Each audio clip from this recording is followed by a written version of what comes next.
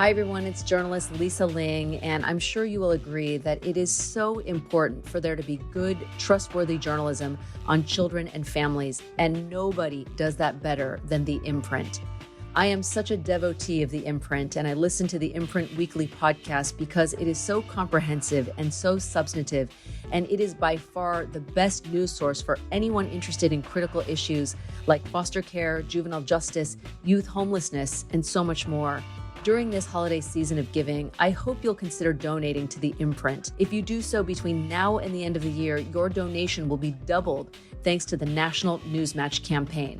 To give is so easy. Go to imprintnews.org/donate. That's imprintnews.org/donate. Thank you so much. Hello and welcome to the Imprint Weekly Podcast. I'm John Kelly, Senior Editor of the Imprint, a daily news site covering child welfare and youth justice around the country. You can read all of our coverage at imprintnews.org or check us out on Facebook or Twitter at the Imprint News. You can also sign up on our homepage for our free weekly and monthly newsletters, and for professionals in child welfare and youth justice, subscribe to our Youth Services Insider section for a closer look at news on business policy and practice. The Imprint Weekly Podcast is also a member of the Safe Camp Audio Network. You can check out our show page and all of Safe Camp's other great podcasts at safecampaudio.org on the web or at Safe Camp Audio on social media. On today's episode, we are going to talk to Maddy Day of Maddy Day and Associates about the intersection of education access and housing for youth who have experienced either homelessness, foster care, or both. Now, originally, we recorded this, and I was going to put it out in advance of a congressional briefing that Maddy had helped convene on these issues, which you'll hear referenced a couple times in our conversation, which I believe will still happen at some point, but plans for that briefing, which was originally scheduled in November, got kind of waylaid a bit because of the government shutdown, but we had a good conversation about it, so why let a good conversation go to waste because of a government shutdown, right? Anyway, I've got two quick plugs for you before we get to that interview.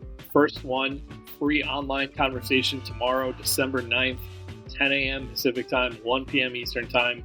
You can join our Imprint team for an hour-long conversation on their 2025 highlights and about what should be on the radar for 2026. That will be led by our executive editor, Karen Desa, and you'll hear from all of our Imprint reporters about some of the pieces they worked on this year that really stood out to them.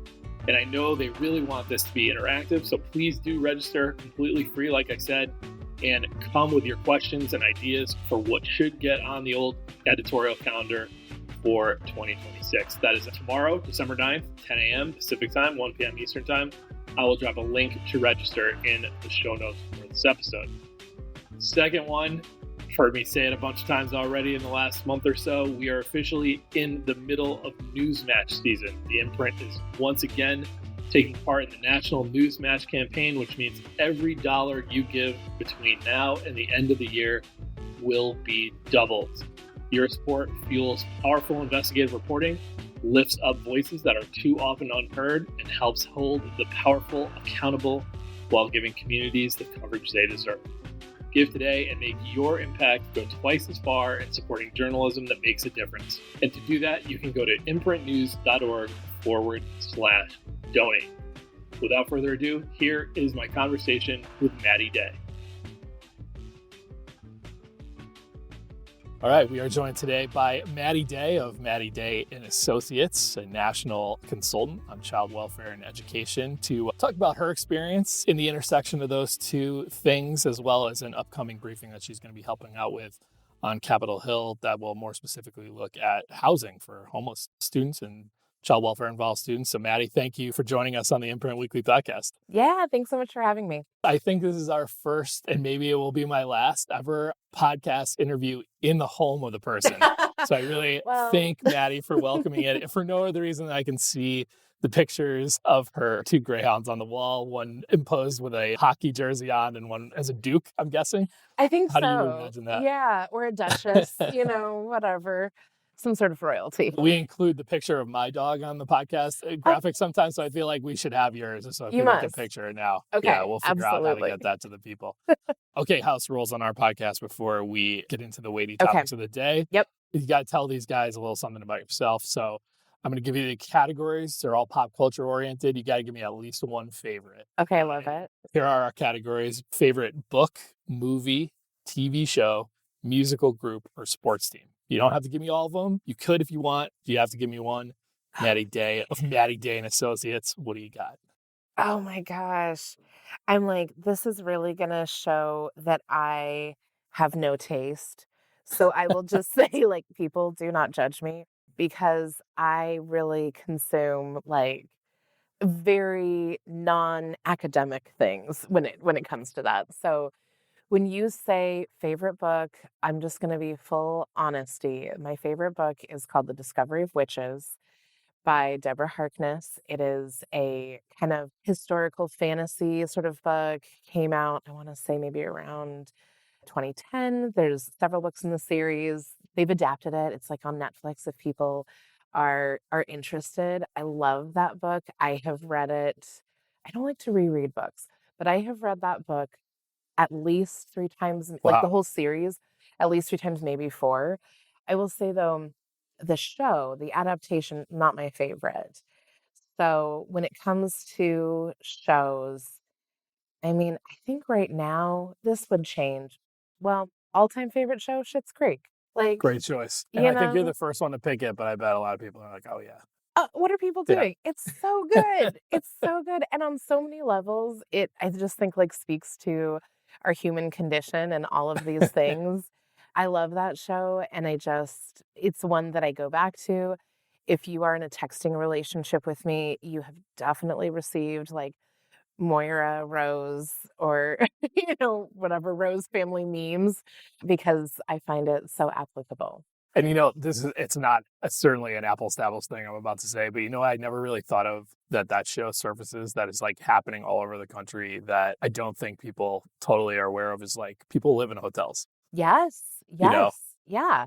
And that we're all like kind of on this knife's edge of a few bad decisions, not even bad Yeah. decisions, a few, in their case, it was bad decisions, but like a few missteps in life or like unfortunate things. And we could all be in that situation. Yeah. And like, And we wouldn't own it.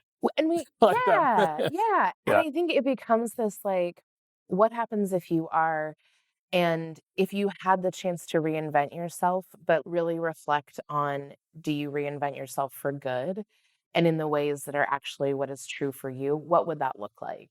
Right? Versus living up to like society standards or standards of Yeah. which you are sort of expected to live into. And I think like that's the whole story of it. It's, oh, if you could choose to be the best version of yourself, what does that actually mean? Well put. Well put. So let's start with kind of the newsiest thing, Yep. and then we'll get into kind of your career and what you've seen in this space. Yeah. But on November 18th, so I don't know when this is going to come out for people as I'm interviewing you now, but probably been a couple weeks from when you hear this. There's going to be a congressional briefing, which is different from a hearing, right? When hearings, that's usually about laws that they're considering. Briefings are more general, and the goal is to educate members of both chambers, and more often than not, in my experience, their legislative assistants who won't go back to them and brief them, right? Yep. On specifically about housing for homeless or foster care involved youth. Is that right? Is that the idea? So there is a huge focus on housing. I'm really excited that my organization that I co-chair with my colleague, Dr. Lori Tiller out of University of Georgia, she and I, we co-chair FAN, and we were invited by Schoolhouse Connection to sort of dream this together and co-sponsor this event. And so Schoolhouse and FAN will be co-hosting this event. We have sponsorship with Representative Danny Davis and Michael Carey. So super happy to have both of them. Again, I think representing like just the bipartisan focus of this, and also a foster care and homelessness focus, where at least when we talk about higher education, we in practice talk a lot about those populations together, but we have not had the opportunity to have legislation proposed and really carried forward and focused in a way together. And the legislation that will be focused on at this briefing is doing just that. So in addition to housing, we're actually talking about the supports. What does it take to actually ensure that young people are successful? And so the legislation that we are going to be focusing on will be a reintroduction of the Higher Education Access and Success for Homelessness and Foster Youth Act. It's a And mouthful. it's a mouthful. So we just kind of call it HESHV. So if you You hear, should be. Oh, man. which is also like a mouthful. So if you hear that and you're like, I'm sorry, what now? Just know that is this a really important legislation that not only talks about addressing the issues around stable housing for these Yeah. populations, it also talks about having liaisons. It talks about having plans for young people to transition into institutions of higher education. We also, of course, are within this really looking at how institutions support young people during breaks, because we know that that's, a significant issue. Having tuition stabilized to be able to be in-state tuition, regardless if a student is coming from outside of the state or has not yet established residency, because we know our students are highly mobile. So, like, what does in-state mean when you didn't necessarily have the choice about where you were living before? And, I think the ultimate piece is really around identification of these students and ensuring that we are tracking the progress, the data, the outcomes for how these students are moving through their post-secondary trajectories, right? So I'm excited about this. I think it's such an important piece of legislation, and it is really built on a significant amount of work that Schoolhouse Connection has done, the McKinney-Vento work that they have advocated for, and then the work that FAN and the organizations that make up the FAN network have done around higher ed. So we're really trying to bring that together. I'm really excited that we're going to have some co-sponsors that represent all areas of the field, from homelessness to foster care. And I think that's going to be especially important in sending this message that these populations really are hand in hand when we think about them. And we need to legislate Yeah. in that way. We need to stop separating them out in legislation. No, I think I'm probably a little ignorant on the role that McKinney-Vento plays on college campuses. I think of that in the child welfare context as a law that exists and funds efforts to make sure that, to the extent it's possible, younger students who are in foster care, whether they're in elementary school or high school or whatever, can stay the course and Yeah. be in the high school, so if everything else in their life is going to hell and they're living in a car or they're living in foster care or whatever, that's not precluding them from like something that was really good in their life Yeah. if they felt that way about school. So how does McKinney-Vento play into college sport? Yeah. So McKinney-Vento is a K-12 policy and program, and the way that that is enacted is very much focused on that space. And what we know is to ensure that young people get to college, they need to have stability, support. They need to have support for completion of high school, right? Yeah. And so while we don't necessarily see that McKinney-Vento policy moving into higher education, what we do want to make the connection is that students are supported in that transition, right? And so we know, again, in practice, many of those McKinney-Vento liaisons are doing a lot of that college access, college prep work, helping their students ensure that they identify those Yeah. opportunities. And so we need to tie from the higher ed side back to the secondary side to make sure that we're weaving those supports together. And that's really where we have this opportunity for students who experience homelessness to make that more robust. And, I think the other part of this is really looking at how we leverage the incredible gains that we've seen on the higher ed side for our students who experience foster care, take those lessons learned and include our students who experience homelessness in what we have learned in those practices, in those programs. And my hope is that by doing this, by bringing these populations together, we will then start to see some of this ground gained for students who experience foster care on the K-12 side, because there really is such a lack of robust support and resources from our education side for that population. So let's get into HESHV. Yes. I'm looking at the words in front of me and I'm thinking that if we could just figure out a way to change the word access to the one that starts with an R, it could be the Hershey. I mean, What's a that would make it synonym very for access? tempting. Yeah. People be like, oh, Hershey. Yeah. Yeah, And I'll I'll have to take think one. about that, Yeah. propose it to Barbara. So I think you have a fairly sophisticated listenership here who are really plugged in, a lot of them, to Mhm. child welfare. So in the law, like what is going to change if this became law? What would actually change Yeah. to make what you described there? Well, I mean, I think one of the pieces is just knowing that we actually don't have specific legislation that talks about having liaisons for these populations, right? So that would be a significant piece. And we also, we are looking at this through an education lens. Much of what has been accomplished for students with experience in foster care has really been through a child welfare lens. That's true. So it's a little bit of a different thing. We're like, hey, education partners, why don't you come to the table, work Hmm. with us, take up some ownership in this space around like legislative ownership in this space and really think about what you can do. So, having those liaisons is a specific piece.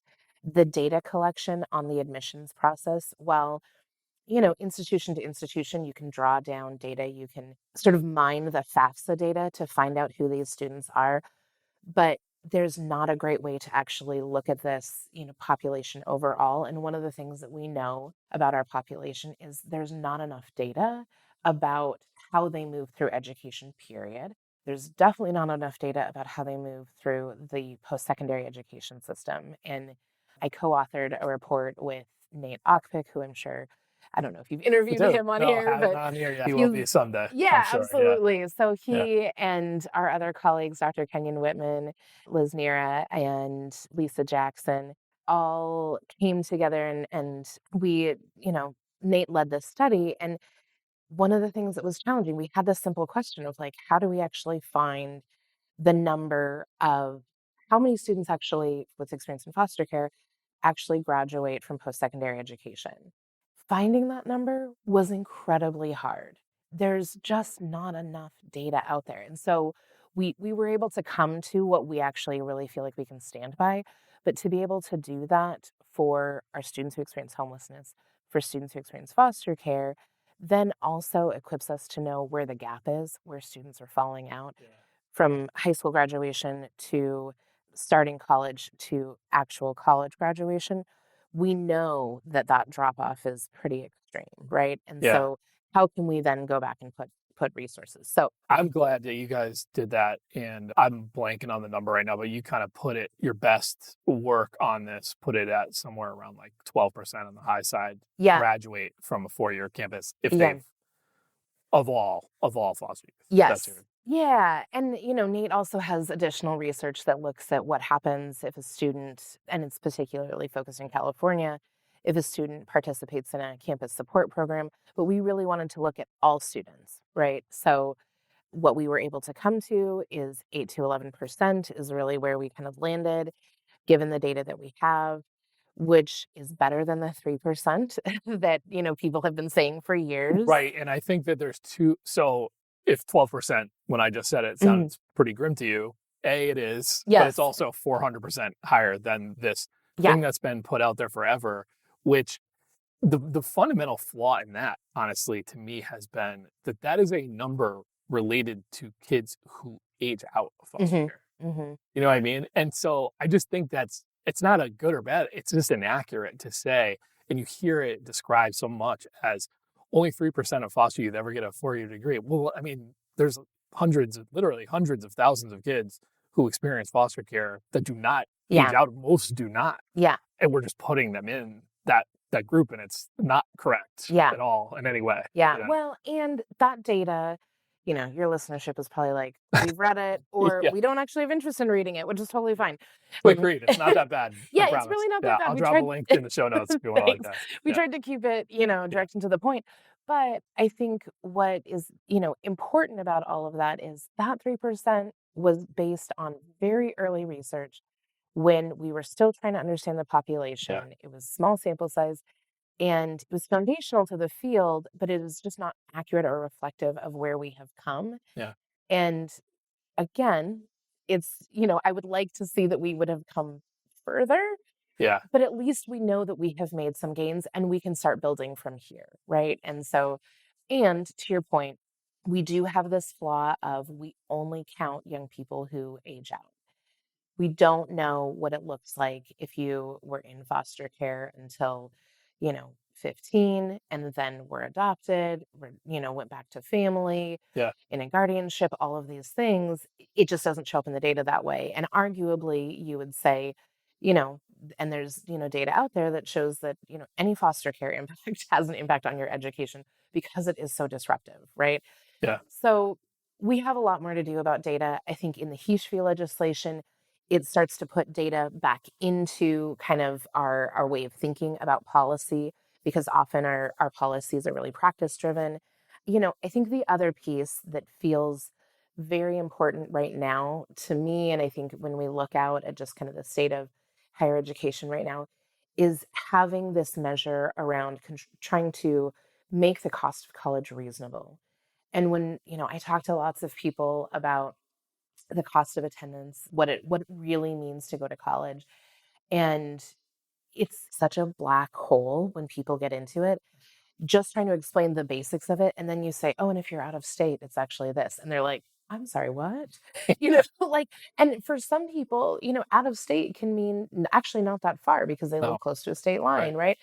And so there's something that we just need to really right size for our population. Again, because for this population, they are highly mobile.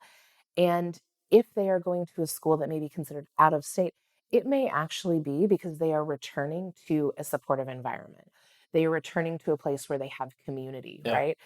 So why are we penalizing them for making a choice that we know is going to actually mean that they will be more successful in higher education, just because we sort of have this script from higher education around what in-state tuition and what out-of-state tuition should be determined by. And so I think that's a really significant piece.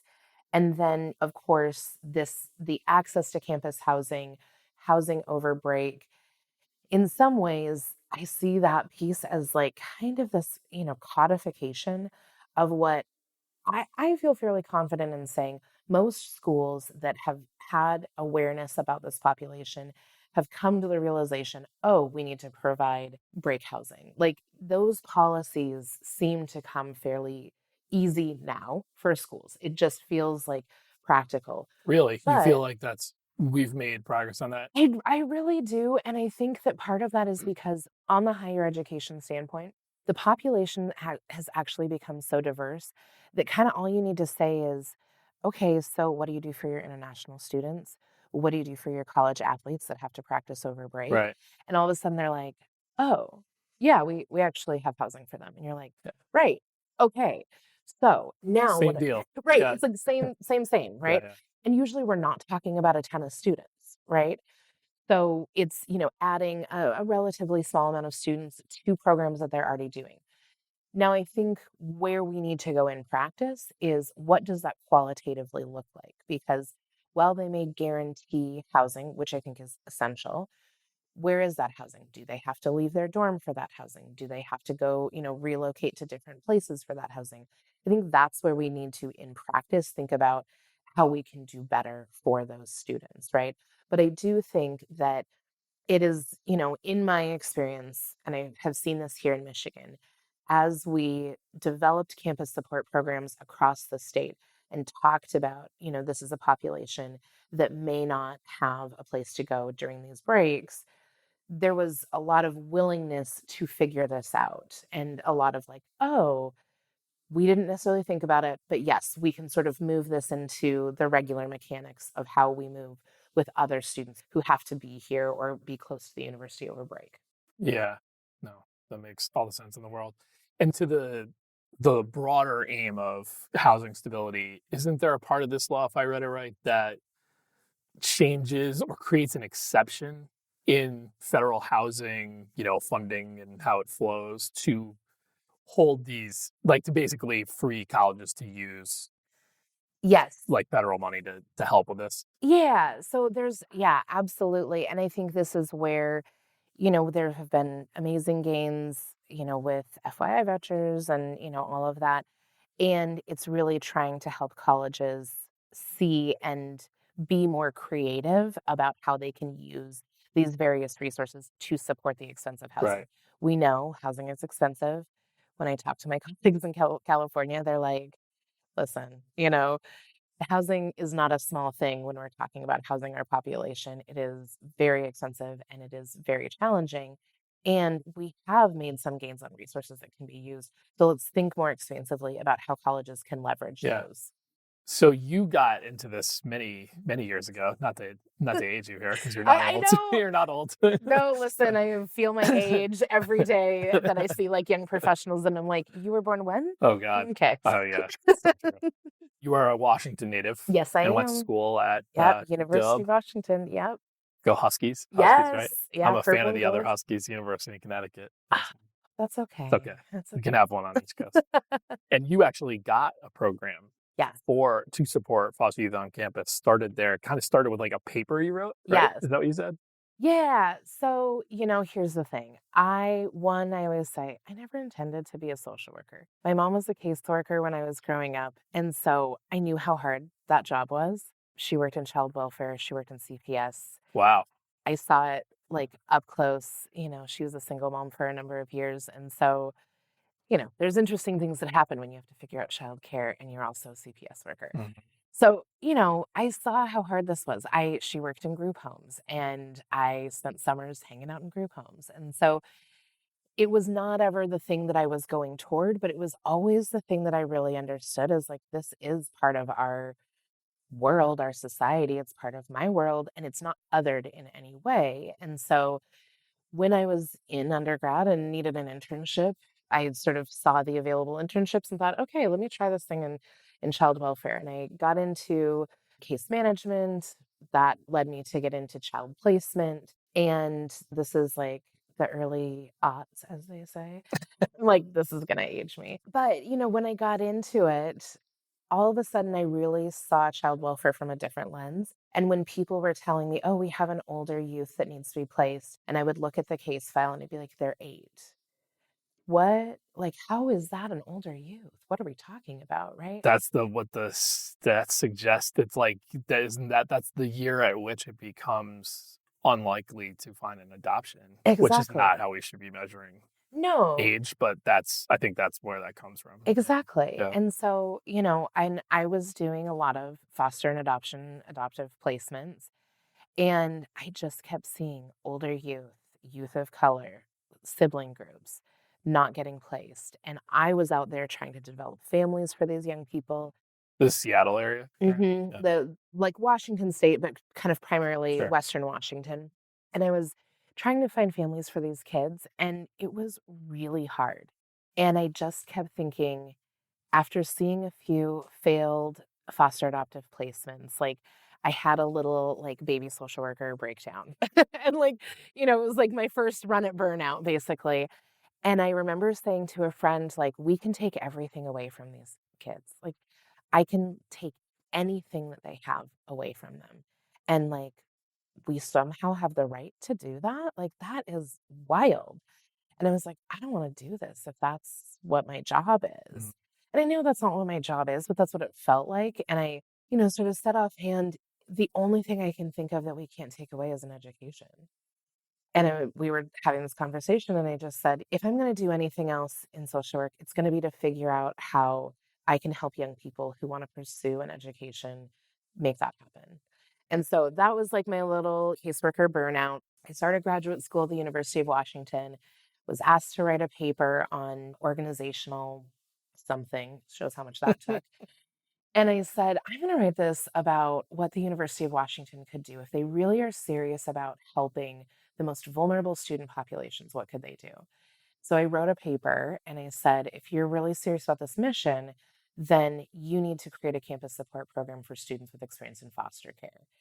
And I started researching everything that I could find. I got connected with John Emerson at Casey Family Programs, Peter Pecora at Casey Family Programs, who's also a professor at UW. And I wrote this paper and I was like, yeah, this is the thing. And I got an A on the paper, so that's great. Congrats. Thank you.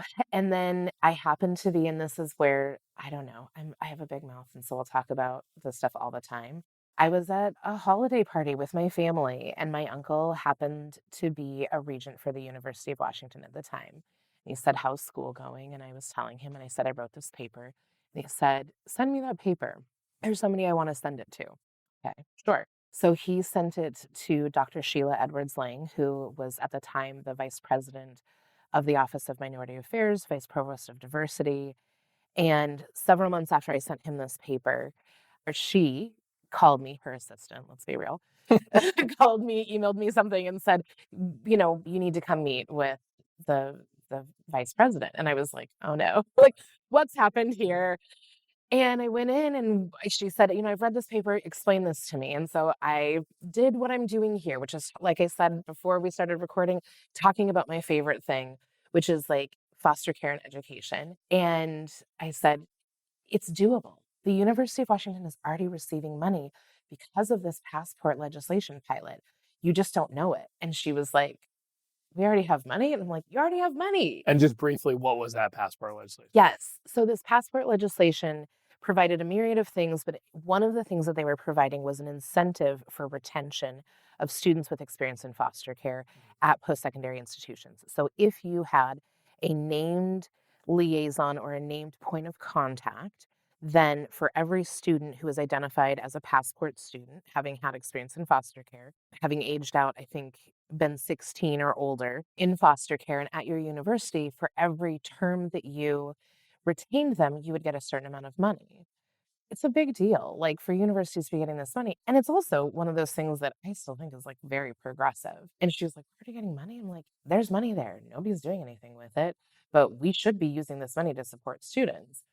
And so she said, "Okay, I want you to work with my colleague Jennifer Schoen, who was the person who was listed."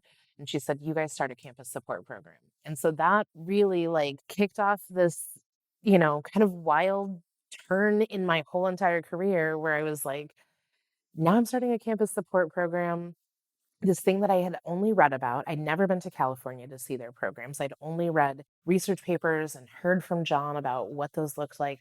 And there was one program at Seattle University that had started a few years before. So, it started this whole thing of developing campus support programs. And that's really when I realized, like, oh, what I love is being able to solve the problems, the systemic problems, the people problems, quite honestly, of how to make sure our students have a pathway with as minimal barriers to education as possible. So we launched the Champions program in 2009-10, and I was very fortunate. My colleague, Melissa Rapp, who still runs the program, was also in graduate school with me. And I will be very Still honest. runs that program now. Still runs that program, Amazing. right? Wow. And I will be very honest and say, I am not a strong clinician. So I knew from the beginning, like, I'm not the person that students should talk to about how to manage and navigate all these things. I'm the person that I hear the problems and then I go and I make all of the systems get together and figure that out. I knew that we were going to need somebody who's really good at talking with students and working with students, and she was that person. Yeah. So she very quickly came along and she started doing that work as an intern herself. And, the program still is running to this day, which is incredible. I stay an observer from afar because as a founder, you have to be okay with like stepping away and letting things go. But it's always, in my heart, and seeing the work that they've done, the students that they've served, and just seeing the university's continual championship of the Champions program. Yeah. To me, that was like, yes, okay, this can happen. And, I said this to you earlier off mic, but I said, if this can happen when we're like in the early days of coming out of the recession, it can happen anywhere, quite honestly. And it just takes the will to want it to happen. Yeah. So that was the launch of the Champions program. And is it oversimplistic to say that Michigan folks brought you here to duplicate what you did at Washington, or was that sort of how you landed? Because I should have said we're talking in Kalamazoo, Michigan. Yep. Texas Township. Texas, I didn't even know existed. That was a great sign. Welcome to Texas. I was like, Am I? Yeah. Welcome to Texas Township. Yeah. Come visit me, people. So it's not overly simplistic. The story of coming to Michigan is very much tied to the Champions program. We started the Champions program, and then in probably 2010, 11, we started hearing about this program called the Seed of Scholars program, and we were like, "What?" And John would say, "Maddie, you've got to see this program. They're serving like 60 students. Then they're serving like 100 students." And by this time I'd been to California, I'd been to a Blueprint, I'd seen the Renaissance Scholars, the Guardian Scholars programs. Nobody is serving 80 to 100 students. And I just didn't believe it, quite honestly. I was like, there's no way. And so I do the thing that I do, which is I just say, well, we need to actually figure this out. I went to Sheila and I said, can you float us some money? Can you send Melissa and I out to see this program at Western Michigan University in this strange place called Kalamazoo? And kind of with this like very heavy skepticism of like, they can't really be doing this, so we'll see. And I came out and they said, okay, let's have an exchange of learning. So you present on the Champions program and we're going to present on what we were doing. So the first day we present on the Champions program and, do this whole song and dance that I'd been doing for a couple years at that point. And the director of the Center for Fostering Success, who's since retired, Dr. Yvonne Unruh, came up to me afterward and she said, would you ever be interested in moving to Michigan? And I literally, and it's not a great moment for me, I laughed and I said, well, it's very flat here. And, Guilty. and It is she, flat. yes, and she Yeah. was like, well, think about it. And I was like, okay, whatever, right? And so then the next day they start talking about the Seed of Scholars program. And my colleagues and I were just sitting there like jaws on the floor, like, they're actually doing this. Like, it's actually as good as it seemed. Like, this isn't Oz. This is the real deal. So I should say Seed of Scholars is we're talking about Western Michigan Western University, Michigan but University. CETA Yep. is at a lot of schools, right? Well, a couple. No, so the Seed of Scholars program is just at Western Michigan University. And their model was the model that then when I came and started running the statewide initiative, that was the model that we took to other universities to help like blueprint other programs. Gotcha. So what was it about CETA that blew you away? I mean, okay, it's a big number of people, but what are they doing that's different than what you guys are doing in Washington? Yeah. They had really, even then, even though, it was still relatively early days for them, they had very clearly developed a coaching model for how they were going to engage with their students. They had taken the Casey family program's 7 life domains. They had sort of re-articulated it with education at the center, and then they'd identified supports and the ways that they would support students using that 7 life domains model for students. They had also built out a number of policies on campus that included, of course, year-round housing, but also they'd found a way to fund students to ensure that they had zero or minimal out-of-pocket cost. And so they were leveraging all sorts of resources in really smart and kind of savvy ways that other financial aid offices weren't doing. They had built strong relationships to sort of build that pipeline of students coming all across the state. And they'd started to develop like transition programs, summer transition programs for students, a bunch of activity programs, identity-based programs for students who were there to have them engaged, but to make that program smaller and more focused on the individual needs of the students. They were hiring students. Like when I did my interview, I came in and I don't know if it was the first interview I did or the second, it was the whole day and a half of interviews, but I had interviewed just students. And the person who met me when I started at Western the first day was a student. They were assigned to be my person to take me around to make sure I didn't get lost on campus.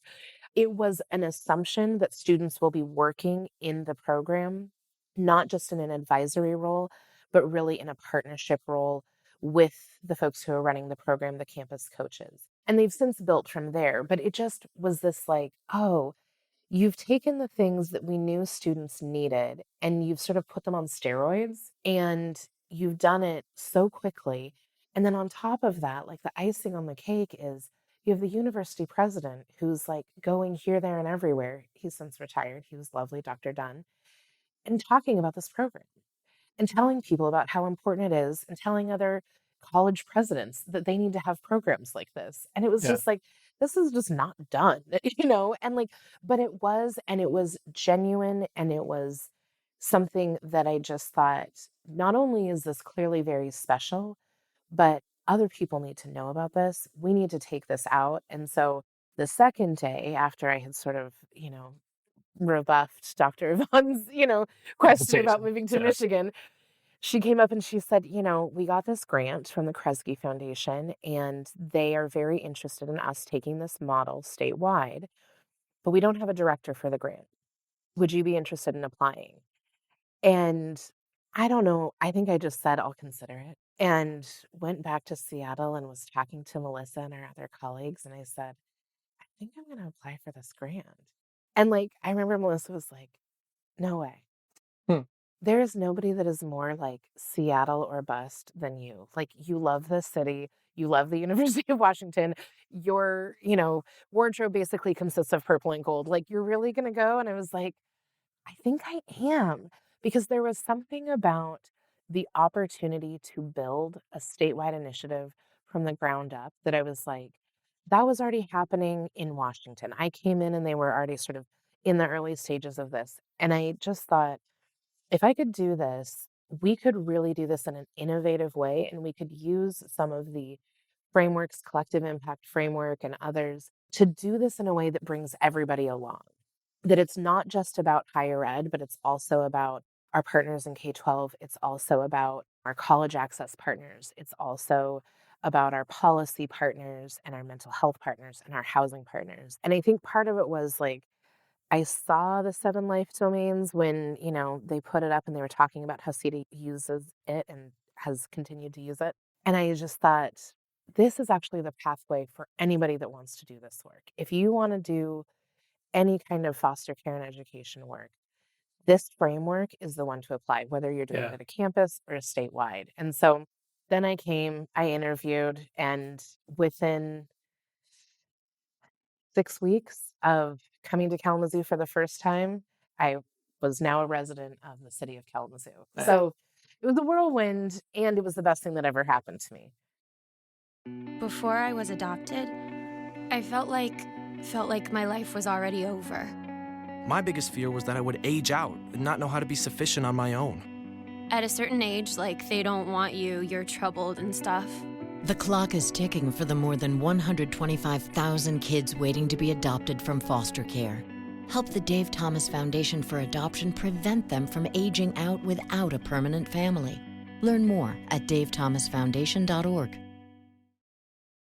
As you described all that, I was thinking for a minute there of a young woman who's, I'm sure have heard of like the foster youth internship program that CCAI does in DC. And we, will take that thing they put together, the sort of briefing book, and summarize it and just kind of help people. Because I think it's like Oh, yeah. There's only a few things that come out every year that are kind of like, you should look at this. Absolutely. And that's one of them. And I'll never forget this one young woman from the Detroit area who I've never met her, but hers sticks with me because she lays out in her proposal, I told any adult that was in earshot in my life, I want to be president someday. I want to go to college, and she was doing well in school and all that stuff.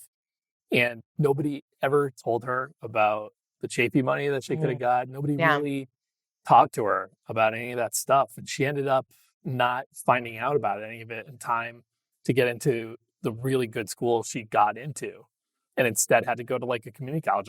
She was a very driven young woman. I'm sure she's doing fine now. I hope she is. But like, we need to fix the whole top-down process whereby it would be impossible for more than one person involved in child welfare to not know, to say, we have an incredible campus that wants you there to do, and can do that stuff. Or at the very least be like, do you know that you could get $5,000 in tuition assistance? Yeah, but, at the very least. But it's like, and probably I'm not saying that to like, as disparaging of all caseworkers. I'm sure there are a lot who probably have been telling young people on their caseload, You should think about Western. They have a really good support program. I Mm-hmm. bet they get a lot of kids that way, Mm-hmm. you know?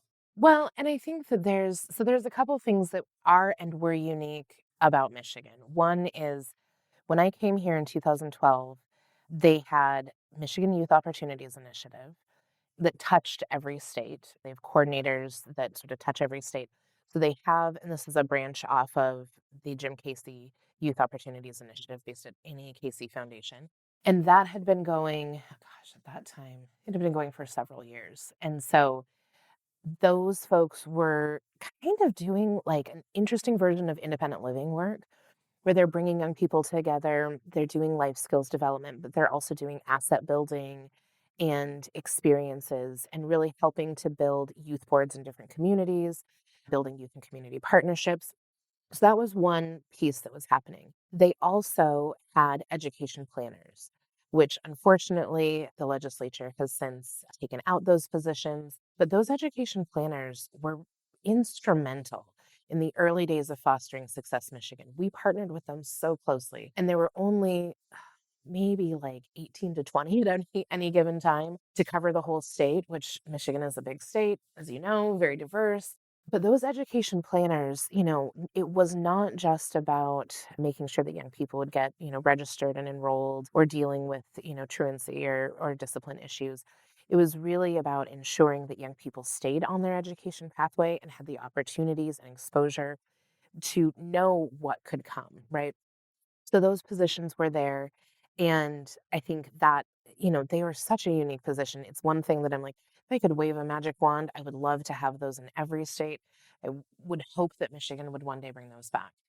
The other piece that they had was a very sort of forward thinking child welfare director at the time, Maura Corrigan, who loved everything that MYOI was doing and said, how do we bring this into higher ed? How do we build a partnership with higher ed more specifically? And so within literally days of me arriving in Michigan, I was told that they would be giving, I think it was originally 3 grants, maybe 4, to campus support program or to campuses to start independent living skills programs on their campuses that would then become the campus support program on their campus.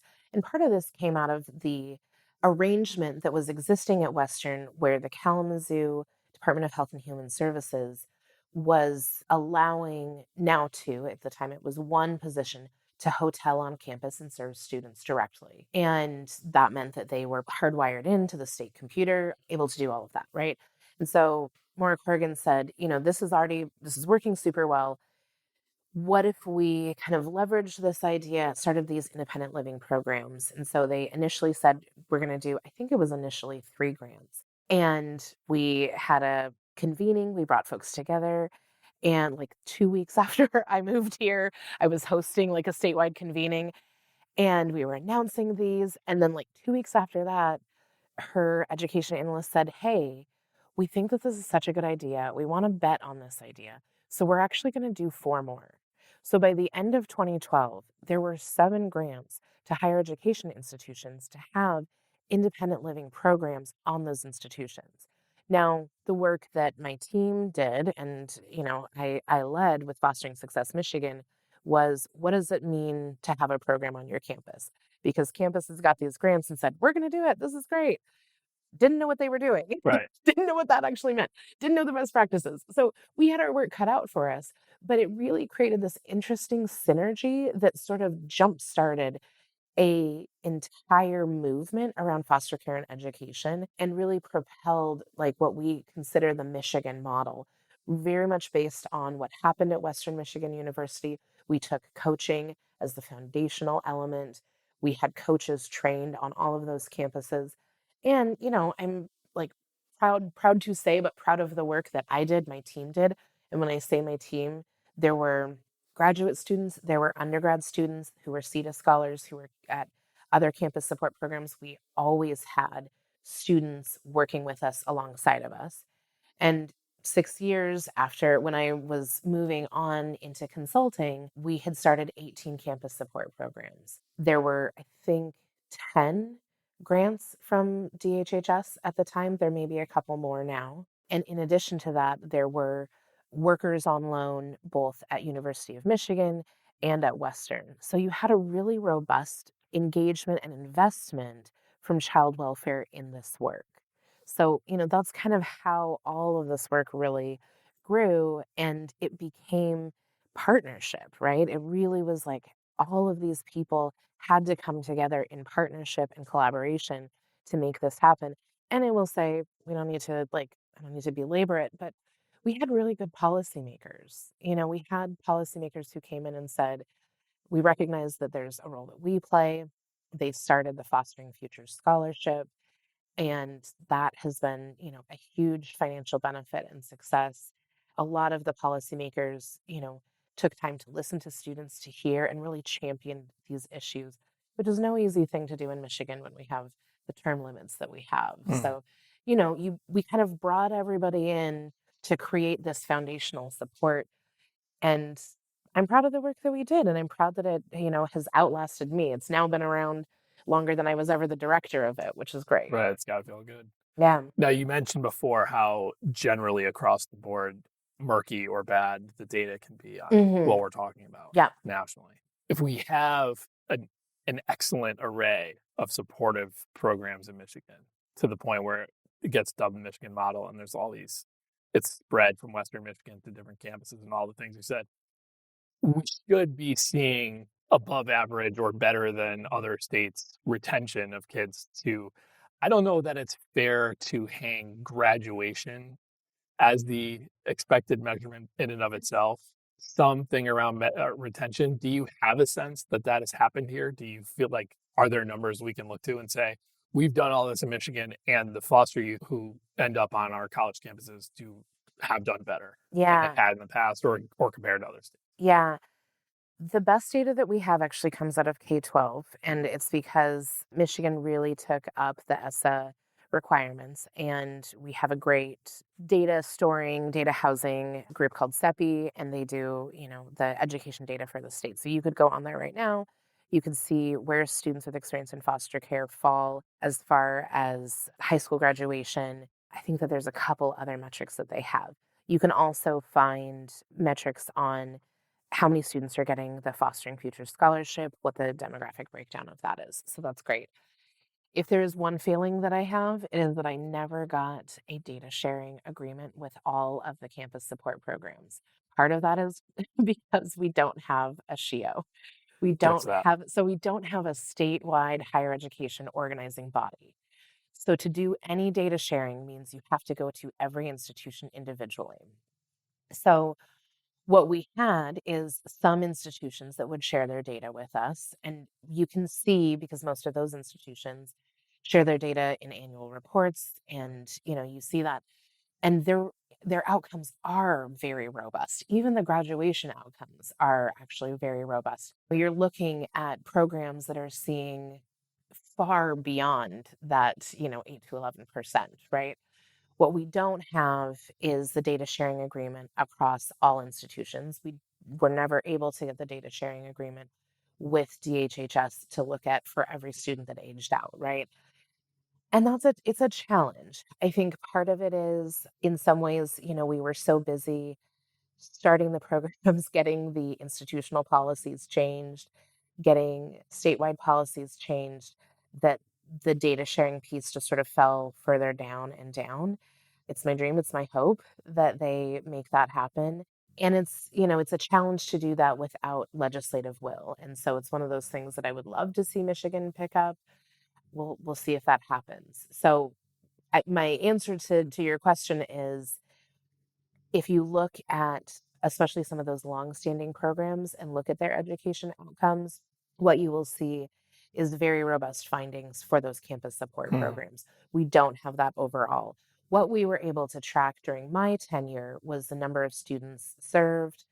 We tracked a couple other things, like number of students who participated in things like study abroad, internships, things like that, that felt like important to the story of how students persist. And those numbers were steadily increasing, right? So we did see those numbers steadily increasing. We did track graduation numbers overall. So somewhere in the archives of fosteringsuccessmichigan.com, You could probably find those numbers, but they were reported by institutions that chose to report them. So there was always the caveat of this does not represent every institution who's part of Fostering Success Michigan, and this does not represent this is not a number on behalf of every young person who's aged out of foster care.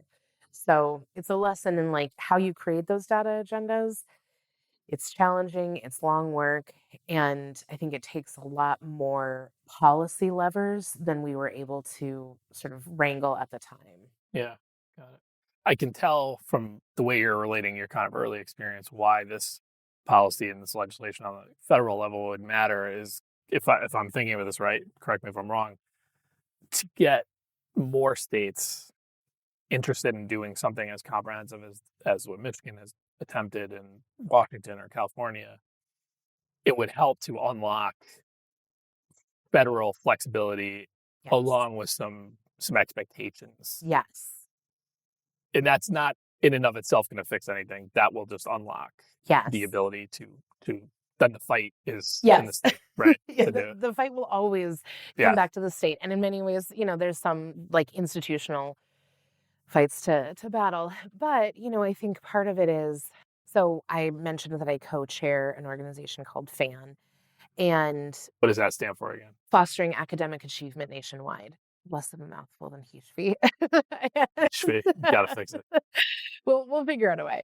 I started FAN in 2015 when I was, let's see, that makes it was 3 years into Fostering Success Michigan, and really felt like I need to talk to my peers. Like I need to talk to the other folks that are doing this, and not just me, but like I need to make sure that my peers are talking to each other, because I'm fine with going and harassing everybody. I have no problem picking up the call and being like, "Hey, what are you doing?" And like at the time Debbie Rusher was hearing a lot from me, I'd be like, "What time is it in California? Can I call her?" Cool. Okay. And reaching out and just saying, "What are you doing in California, Washington, Texas, Georgia, Ohio, Florida," trying to figure out what people were doing. And then it sort of occurred to me, like, maybe we should just all get on a call and we should just all talk about what we're doing. And I just kind of put it out there and said, would you guys want to get on a call? And, once a month, and we can share updates about what we're doing. We can talk about, how some of the federal legislation's impacting our states and what we're thinking we're going to do about it.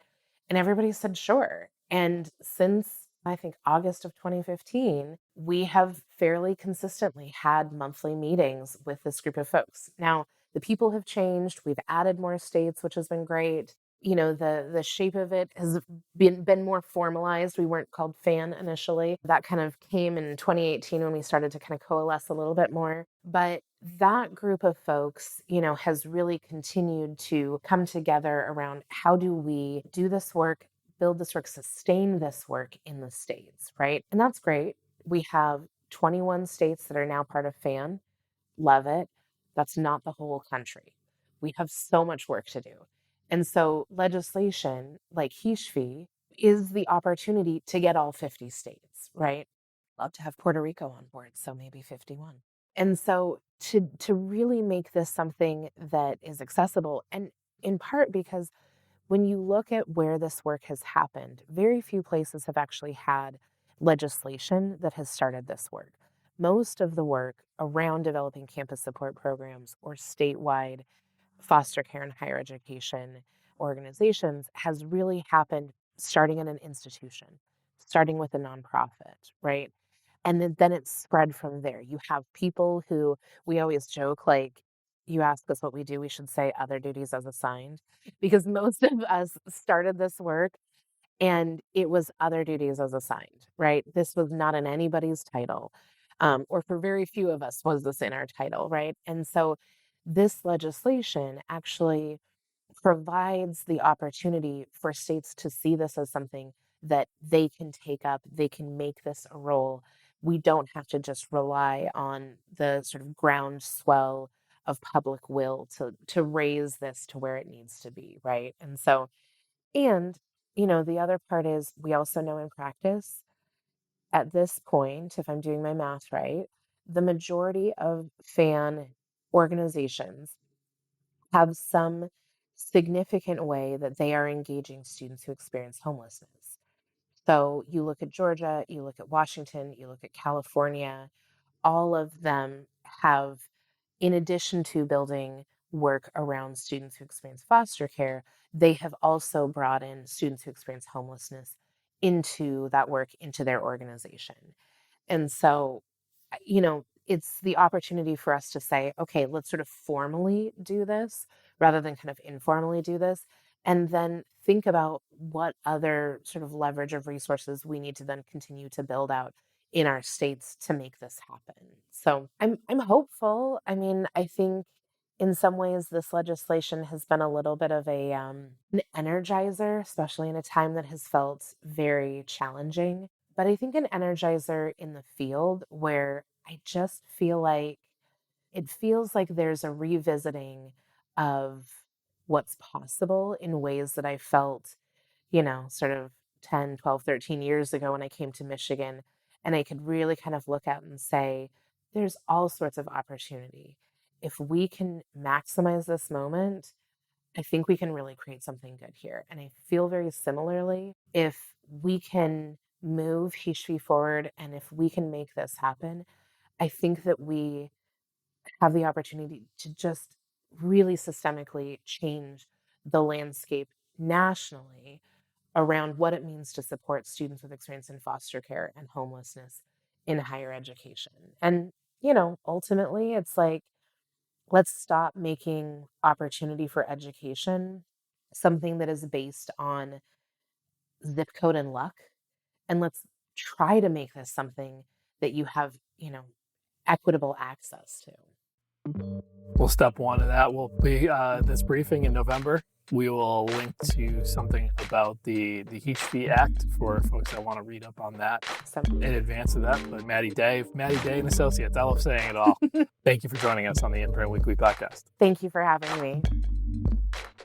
Thanks to Maddy Day and Associates for joining us today. The Imprint Weekly Podcast is a production of the Safe Camp Audio Network, which is the division of Fostering Media Connections. Please visit safecampaudio.org on the web or at safecampaudio on all major social media. This podcast is produced and mixed by Christine Onjoko, with music by Luke Giroux and Cyrus Elia. If you enjoyed this episode, we would love it if you would consider subscribing or giving us a 5-star rating on Apple, Spotify, or wherever you download your podcasts. We would greatly appreciate if you would consider supporting our work here on the podcast and in print. Small donations from our listeners and readers go a long way towards helping us grow and cover more great stories in child welfare and youth justice. To support us, it's very easy. Just visit imprintnews.org/donate. And remember, if you do that before the end of the year, your donation will be doubled. You can follow The Imprint on Twitter and Facebook by searching the handle @TheImprintNews. And you can visit us on the web at imprintnews.org. You can always get us over email at tips@imprintnews.org. I'm John Kelly, and we'll see you next week.